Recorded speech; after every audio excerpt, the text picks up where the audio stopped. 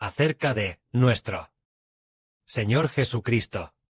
En el Antiguo Testamento ya se había profetizado que Dios heriría al pastor. El pastor es el Señor Jesús, es decir, herir al Señor Jesús, y las ovejas del Señor se dispersarían. Lo maravilloso es que, al principio, hasta el Señor Cristo, cuando se sacrificó, las ovejas que seguían de cerca al Señor, no eran muchas, es decir, solo unos 10 hermanos. Pero, por supuesto, los que creían en el Señor, eran muchos, pero los que permanecieron cerca, al lado del Señor eran pocos. Leamos esto. El Señor dice así: esta noche, todos ustedes, por causa de mí, tropezarán y me negarán.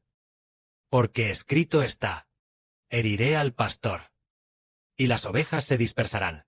Pero después de que resucite, iré antes que ustedes a Galilea. El Señor profetizó que esa misma noche el Señor sería azotado.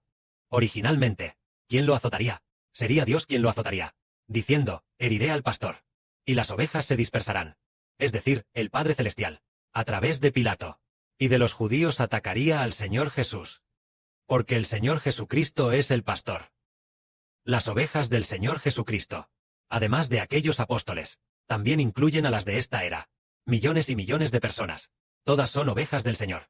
Pero el Señor tuvo que de antemano, debido a que ofendimos al Padre Celestial, sufrir de antemano por nosotros. Entonces, si una persona comete un delito, por ejemplo, vemos que en la Ley Nacional de China también existe esta enseñanza. Es decir, si los hijos cometen un delito, y si los hijos aún son menores de edad, tal vez los padres también sufran cierta dificultad. ¿Por qué? Los padres actúan como tutores legales, así que si los hijos cometen un delito, los padres compartirán cierta responsabilidad. Por ejemplo, un hijo de 16 años de repente mata a alguien. ¿Qué se debe hacer entonces? Los padres, como tutores, tal vez tengan que asumir cierta responsabilidad, tal vez asumir cierta compensación o algo así. No se puede decir: lavarse las manos de él es mi hijo, cometió el delito él mismo, que pague él mismo. Esto no se puede. Así es, actuar como tutor implica que debe pagar por su hijo, por lo que hizo, esta mala decisión, cierta indemnización. En cuanto al hijo de 16 años, debido a que es menor de edad, tal vez tenga que enfrentar una prueba bastante seria. Tal vez no llegue a la pena de muerte. Tal vez no llegue a eso.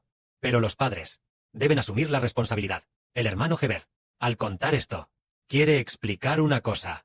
¿Quién es nuestro Padre? Es el Señor Jesús. Entonces, si pecamos, ¿acaso nuestro Padre tiene que cargar con la culpa? Tendrá que cargar con la culpa. Es decir, nuestro Padre cargará con el pecado, porque somos sus hijos. Es decir, nuestro Padre es el Señor Jesucristo. Él es nuestro Señor. Cometemos pecado. ¿A quién ofendemos? Ofendemos a Dios. Ofendemos al Padre Celestial, Jehová. Entonces, como el Señor que nos redime carga con nuestros pecados, para que Dios pueda perdonar nuestros pecados.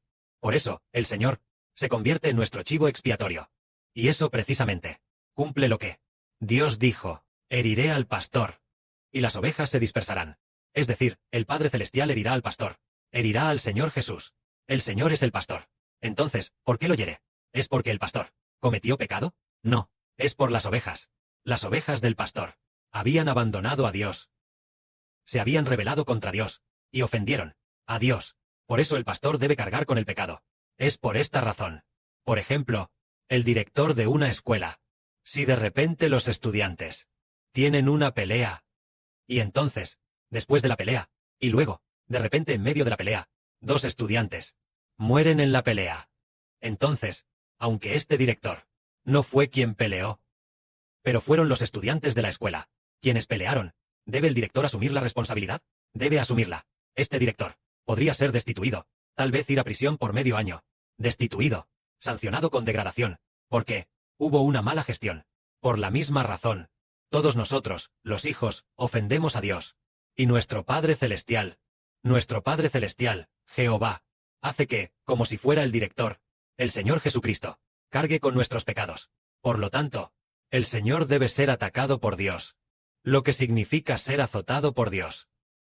En ese momento, cuando el Señor dijo: todos me abandonarán, Pedro dijo: Aunque todos te nieguen por tu causa, yo nunca tropezaré.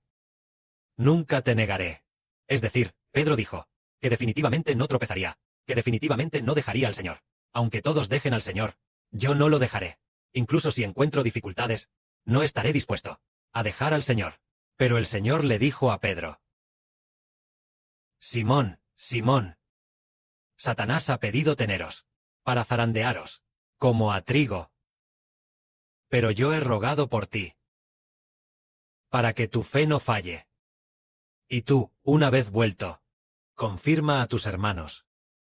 Hazlos fuertes. De cierto te digo, que hoy, antes de que el gallo cante, me negarás 3 veces. Es decir, Simón dijo, que no caería. Pero el Señor dijo, que Satanás quería reclamar a Simón. Satanás, el diablo Satanás, quería apoderarse de Simón. Pero el Señor ya ha orado por Simón, para que Simón Pedro no tropiece. Es decir, Satanás iba a atacar a Pedro, para hacer que Pedro abandonara al Señor. Al igual que Pedro, todos sabemos que Pedro era una de las personas que más amaba al Señor. Y el Señor también le dio a Simón el nuevo nombre de Pedro.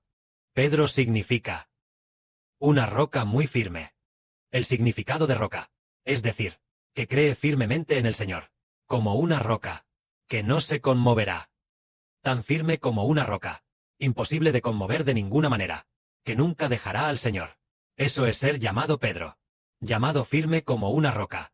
Pedro, cuya fe en el Señor es firme como una roca, iba a negar al Señor 3 veces esa misma noche.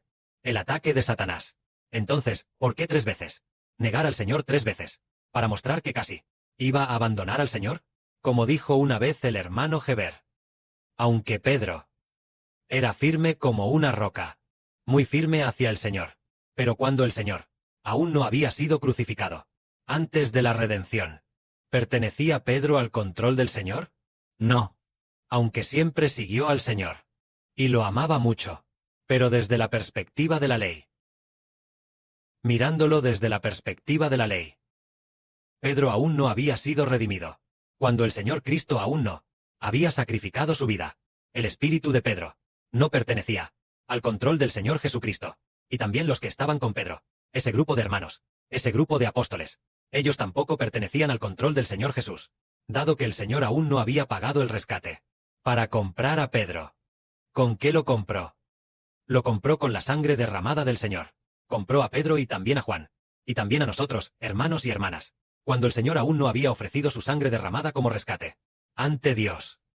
Según la ley, Pedro todavía estaba bajo el control del diablo. Todos los apóstoles pertenecían.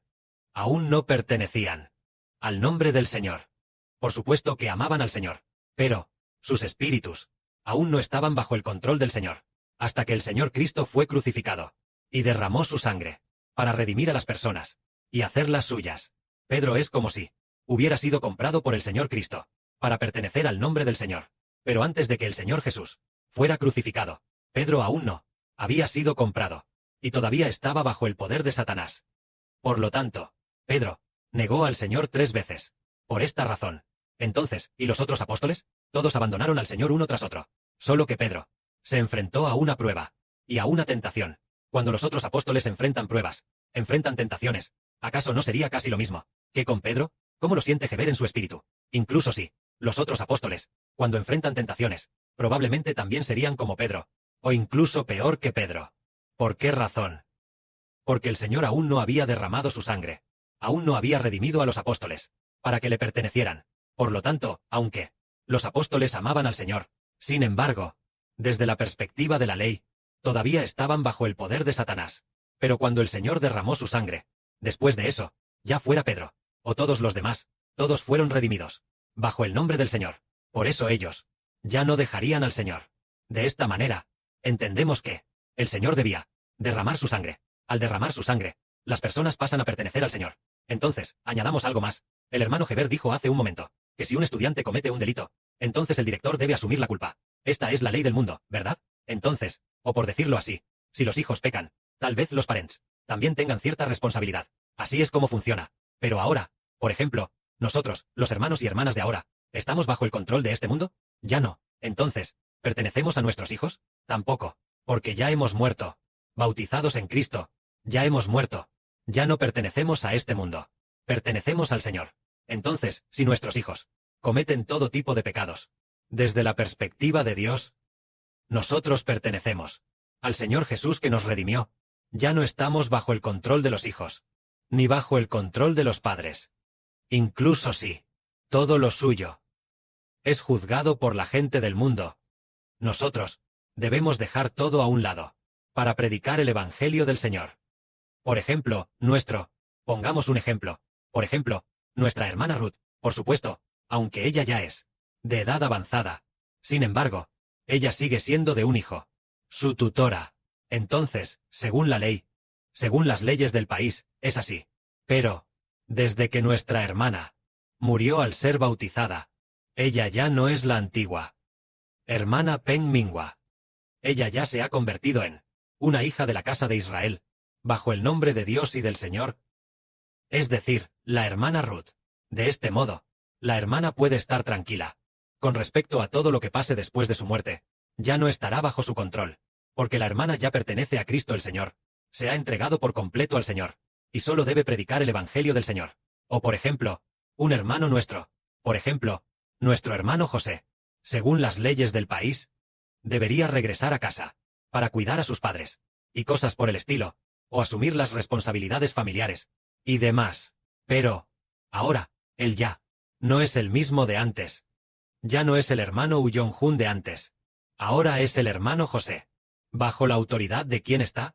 ¿Está o no bajo la autoridad de las leyes del país que dicen que debe hacer esto o aquello? No, lo hemos entregado todo al Señor. Vivimos para el Señor. En cuanto a todas las cargas que dejamos atrás, las hemos encomendado por completo. Encomendado totalmente. Solo trabajamos para edificar el reino de Dios. Solo hacemos las cosas de Dios. En cuanto a la gente del mundo, como nos juzguen, no nos importa. Dejemos que juzguen. Nosotros solo ante el Padre Celestial y el Señor. Buscamos ser aprobados por el Padre y el Señor, y solo ante los hermanos y hermanas. Nos basta con vivir una nueva vida. En cuanto a la familia que dejamos atrás, por ejemplo, el hermano Heber también tiene una madre de 60 años. Pero el hermano Heber no le importa. Un año, tal vez durante un año. No ha hablado con ella ni una sola vez. Ella envía mensajes, y él no responde. ¿Por qué no responde? Porque el hermano Heber piensa que el hermano Heber ya no es hijo de los hombres, sino hijo de Dios y del Señor, y solo es responsable ante el Padre Celestial y el Señor. En cuanto a qué hacer con la madre que dejó atrás, solo ora por ella, para que el Padre Celestial y el Señor la elijan, y con eso basta. En cuanto a todo lo demás, el Padre y el Señor tienen su conclusión. El Padre y el Señor se harán cargo de toda la responsabilidad. Entregamos todo al Señor. ¿Por qué? Nosotros solo debemos esforzarnos al máximo, para salvar las almas de las personas, para que regresen lo antes posible al lado del Padre Celestial y del Señor. Si trabajamos tan diligentemente para el Padre y el Señor, un día, el Padre y el Señor también harán que la familia que dejamos atrás tenga un corazón arrepentido y sea salva. Lo que nos preocupa no es su vejez o esos asuntos, sino si obtienen la vida eterna o no. Además, en esta época tampoco es posible que les falte algo. Solo nos importa si obtienen o no la vida eterna, y obedecemos la voluntad del Señor, porque el Señor también lo dijo así. El Señor enseñó una vez: el que pone su mano en el arado y mira hacia atrás, no es apto para el reino de los cielos. Tenemos a uno de nuestros hermanos, el hermano Caleb, quien regresó muchas veces, y el Padre Celestial y el Señor casi se enfurecen. No estaban complacidos con él. Las canciones que compuso no fueron del agrado, fueron completamente descartadas, y entregadas a otros para que las compusieran. Sus turnos de guardia, debido a que no los cumplió, tampoco agradaron a Dios. Entonces, decimos, si una persona ama a su familia detrás de sí, más que al Señor, no es digna. Entonces entendemos que obedecer al Señor, obedecer a Dios, antes que a los hombres, es lo que corresponde. Al hacer esto, seguramente por los incrédulos, seremos juzgados o criticados. Dejemos que nos critiquen. No responderemos ni una palabra, ni necesitamos defendernos. Incluso ante las palabras que nos envíen, es como si estuviéramos sordos, sordos de oídos, como si no oyéramos nada, y eso es suficiente. Que la gloria sea para el Padre y el Señor.